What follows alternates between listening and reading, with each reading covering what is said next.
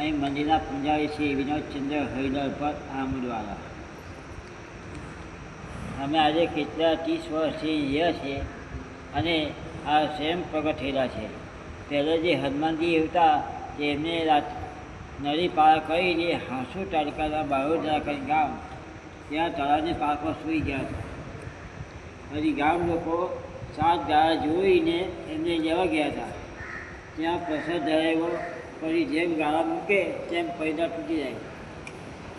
પછી કોઈ માણસને સપનું આપ્યું ને હાજર થયા કે ભાઈ હવે હું તમારા ગામ પર નહીં આવું, મારી જગ્યા પર 6 મહિનામાં નીકળશે. એ લોકો ભજન કરીને ગામમાં આવ્યા. એ કે એ લોકોને ધીમા ના રહી તો 3 મહિના પૂર્યા તે 12 સ્વરૂપમાં નીકળ્યા, અને કાચા નીકળ્યા. બીજું કે જે શનિવાર અને મંગળવાર ભરે છે એના અવશ્ય કામ થાય છે. નવા વર્ષના બેસતા વર્ષનો મેળો ભરવામાં આવે છે. સવારે 4 વાગે આરતી થાય છે, સાંજના 11 વાગ્યા સુધી, રાતના 11 વાગ્યા સુધી. બીજું કે હનુમાન જયંતિ ઉજવવામાં આવે છે. બપોરે 12 વાગે આરતી થાય છે. 56 ભોગનો પ્રસાદ ધરવામાં આવે છે અને પ્રસાદી આપવામાં જમવામાં આવે છે.